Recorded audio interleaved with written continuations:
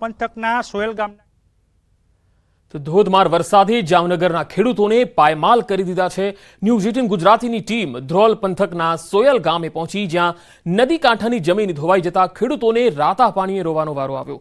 ખેતરોમાં નદીના પાણી સાથે મોટા મોટા પથ્થરો તણાઈ આવ્યા। ખેતરોમાં વાવેલ મગફળીનો પાક સંપૂર્ણ ધોવાઈ ગયો। ખેડૂતોનું કહેવું છે કે પાક તો નિષ્ફળ ગયો, પરંતુ આગામી સિઝન પણ વાવણી થઈ શકે તેમ નથી।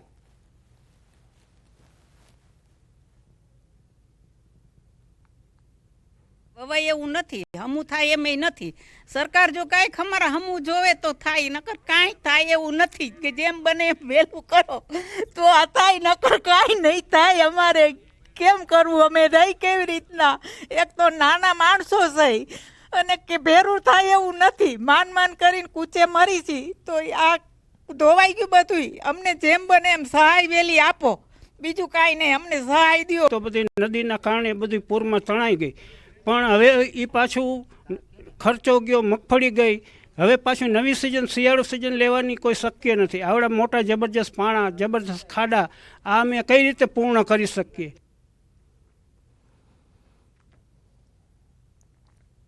જન્માષ્ટમીના તહેવાર બાદ 5 દિવસે સૌરાષ્ટ્ર કચ્છને ધમરોડ્યું, ત્યારે જામનગર જિલ્લાના અનેક ગ્રામ્ય વિસ્તારના ખેડૂતોની હાલત દયનીય થઈ છે।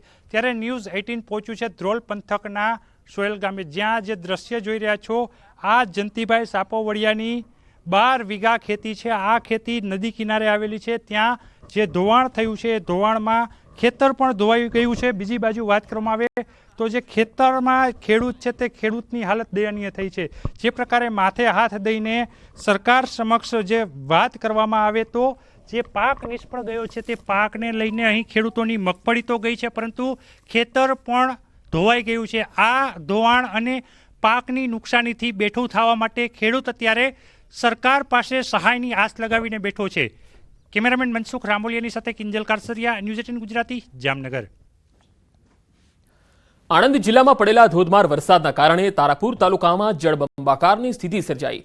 તો આ તરફ અમદાવાદના વાસણા બેરેજમાંથી પણ સાબરમતી નદી અને ડાકોર કાંસમાંથી છોડેલા પાણી 14 ગામોમાં ફરી વળ્યા। ન્યૂઝ 18 ગુજરાતીની ટીમ તારાપુરના પ્રભાવિત વિસ્તારમાં પહોંચી હતી। તારાપુરના ગામડાઓમાં જ્યાં જુઓ ત્યાં માત્ર પાણી જ પાણીના દ્રશ્યો સામે આવ્યા।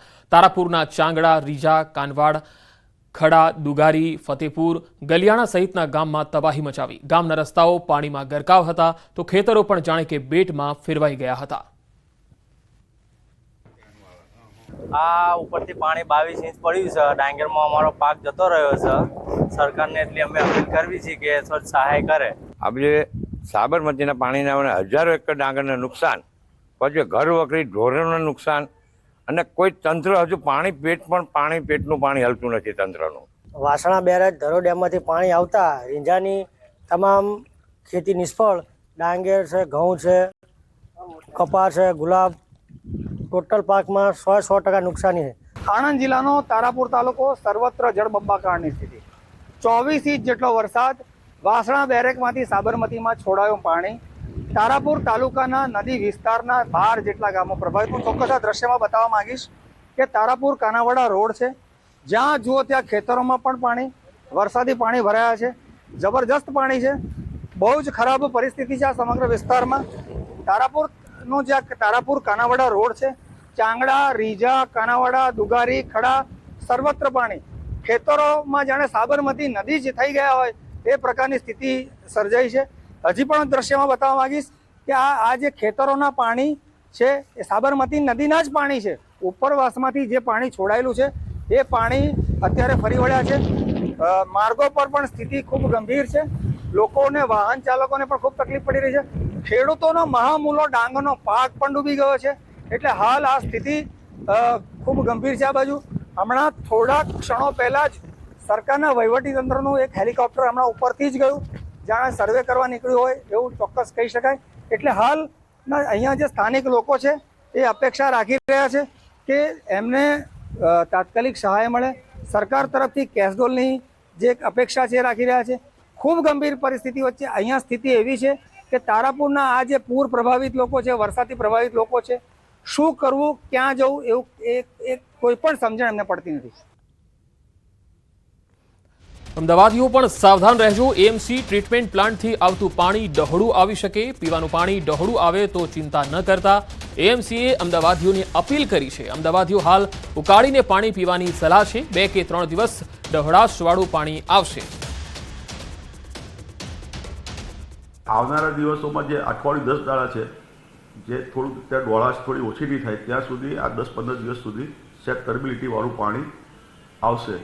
એટલે અત્યારે નર્મદાની કેનાલનું જે પાણી છે એ લગભગ 400 mld, આપણે 1600 mldમાંથી 400 mld નર્મદાનું પાણી લઈએ છીએ. એટલે અત્યારે ખાસ નર્મદા 400 mld જે પાણી સપ્લાય કરીએ છીએ મોટાભાગે નવા પશ્ચિમ ઝોનમાં અને અમુક પશ્ચિમ ઝોનના અમુક વિસ્તારો છે ત્યાં આપણે આ પાણી આપીએ છીએ.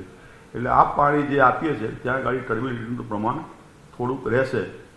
એટલે આ પાણીને ઉકાળીને પીવો, એમનો પણ પીવાથી કોઈ વાંધો નથી, પણ ઉકાળીને પીવો તો સારું રહે. પંચમહાલ જિલ્લામાં 25 થી 28 ઓગસ્ટ દરમિયાન એટલે કે 3 દિવસ સુધી મેઘ કહેર જોવા મળ્યો. ભારે વરસાદને પગલે મકાઈ અને શાકભાજીના પાકને ભારે નુકસાન થયું. એક તરફ જંગલી ભૂંડ અને નીલગાય દ્વારા પાકને નુકસાન થયું, બીજી તરફ કુદરતનો કહેર જોવા મળ્યો. ખેડૂતોની સ્થિતિ હવે કફોડી બની છે. જિલ્લામાં 1.61 લાખ હેક્ટર જમીનમાં વાવેતર કરવામાં આવ્યું છે, જેમાંથી 60,000 હેક્ટરમાં ભારે વરસાદ અને પવનના કારણે પાકને નુકસાન થયું હોવાનું પ્રાથમિક તબક્કે બહાર આવ્યું. ખેડૂતો દ્વારા તંત્ર પાસે સર્વે કરી વળતરની માંગ કરવામાં આવી. ત્યારે આ અંગે જિલ્લાના ખેતીવાડી અધિકારીએ જણાવ્યું હતું કે સર્વેની કામગીરી ચાલુ છે. થોડા સમયમાં નુકસાનનો ચોક્કસ આંકડો સામે આવશે, ત્યારબાદ સહાયની કામગીરી હાથ ધરશે. મારી બધાની રજૂઆત એવી છે કે ભારે વરસાદ થવાને કારણે મકાઈનો ઊભો પાક સદંતર નષ્ટ થઈ ગયો છે. બીજા પાકોને પણ ભારે નુકસાન થઈ ગયું છે. તો અહીંના બધા ખેડૂતોની બધાની માગ એવી છે કે તાત્કાલિક ખેતીવાડી વિભાગ દ્વારા આ જે પાકોને નુકસાન થયેલું છે એનું તાત્કાલિક સર્વે થઈ જાય. 1.5 એકર મકાઈ કરી હતી, એમાં ભૂંડને રોજ ખાઈ ગયા અને ત્યાં પછી થોડું વધ્યું. વરસાદે બહુ નુકસાન કર્યું છે. પાણી ભરાયું, બધું જમીન દોષ મકાઈ થઈ ગઈ છે. એટલે હવે જે કંઈ હતું એ બધું જ પૂરું થઈ ગયું છે. એમાં તો ગુજરાન બધું ચલાવતા હતા, પણ અત્યારે બધું જ પૂરું થઈ ગયું છે. એટલે હવે કંઈ જે કંઈ સરકારને માંગણી કરીએ છીએ જે કંઈ વળતર અમને થોડું ઘણું જે વળતર આપે. મકાઈનો પાક, સોયાબીનનો પાક, કપાસ અને શાકભાજીમાં અસરગ્રસ્ત થયેલ છે. કુલ અસરગ્રસ્ત વિસ્તાર જોઈએ તો ટોટલ 61,000 હેક્ટર જેટલા પાકના વિસ્તારમાં અસર થયેલ છે. આ તરફ રાજકોટ પંથકમાં અનરાધાર વરસાદે ખેડૂતોને પાયમાલ કરી દીધા. ન્યૂઝ 18 ગુજરાતીની ટીમ જ્યારે બેડી ગામ પહોંચી તો ખેતરોમાં તારાજીના દ્રશ્યો જોવા મળ્યા. બેડી ગામમાં રહેતા અશ્વિનભાઈ સોરઠિયાએ 15 વીઘા ખેતરમાં તુવેરનું વાવેતર કર્યું હતું, પરંતુ વરસાદ એવો વરસ્યો કે પાક સાફ થઈ ગયો. ખેડૂતે મજૂરી પાછળ 35,000 રૂપિયા અને બિયારણ પાછળ 10,000 જેટલો ખર્ચ કર્યો, પરંતુ વરસાદે ખેડૂતોને તમામ આશાઓ પર પાણી ફેરવી દીધું.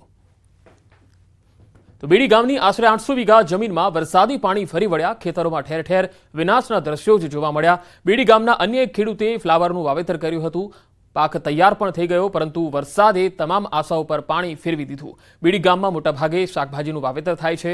બેડી ગામના અન્ય એક ખેડૂતનો મરચાનો પાક વરસાદમાં બળીને ખાક થઈ ગયો, પરંતુ આ વખતે 100% શાકભાજીનો પાક વરસાદમાં બળીને ખાક થયો છે. અમે ફ્લાવરનું વાવેતર કર્યું હતું, 3 મહિના થઈ ગયા જે વાવેતર કર્યું તેને. હવે જે ચાલુ થવાની તૈયારી હતી, અમે ફુલાવર વાઢવાની જે અમારે લાણી લેવાની હતી ને ત્યાં બરાબર આ વરસાદ એટલો આવ્યો ને તો કાંઈ લેવા પણ જ ન રહ્યો. અમારે જો એવો વરસાદ પડ્યો, અતિવૃષ્ટિ થઈ એના કારણે મારે મરચીનો જે પાક હતો એ સંપૂર્ણપણે નાશ થઈ ગયો છે. અને જે મજૂરી છે, એનો ખર્ચ છે એ બહુ વધારે વળતો હોય છે મરચીમાં, જેથી કરીને મને નફા કરતા નુકસાની વધારે આવી છે અને અન્યથા મારા પાકને ટોટલ નિષ્ફળ ગયો છે. અત્યારે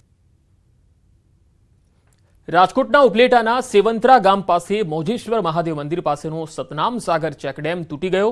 મોજ ડેમના ગેટ ખોલાયા બાદ નદીમાં પાણીની આવકને કારણે 2005માં બનાવેલ સતનામ ચેકડેમ તૂટ્યો છે. આ ચેકડેમ પારો તૂટી જતા પાણી વહી રહ્યું છે. સેવંતરા ગામનો ખેડૂતોનો મુખ્ય પાણીનો સ્ત્રોત આ ચેકડેમનો પારો તૂટતા ખેડૂતો હવે મુશ્કેલીમાં મુકાયા છે. આ ગામના 2,500થી વધારે ખેતરમાં શિયાળા અને ઉનાળામાં પાણીનો ઉપયોગ અહીંયાથી થતો હોય છે. અગાઉ 3 વર્ષ પહેલા સરપંચે પણ એક ચેકડેમનો પાળો નબળો પડી ગયાની રજૂઆત કરી હતી અને હવે પાળો તૂટતા પાણીનો જે ભરાવો છે એ થઈ ગયો છે. લાંબા ટાઈમનો ઘઉં કે ઈ પિયત નહીં થાય, પણ ટૂંકા પિયત શિયાળુ પિયત થઈ શકશે. અને અત્યારે હાલની અંદર આટલો અવિરત વરસાદને હિસાબે છે જે અત્યારે જે વાવેલું છે એ સંપૂર્ણ નાશ પામેલ છે. એરડા, કપાસ, તુવેર, સોયાબીન અને મગફળી આ બે મોલની અંદર જ છે. એની અંદર 20% જેવો જીવિત છે, બાકી સંપૂર્ણ નાશ પામેલું છે.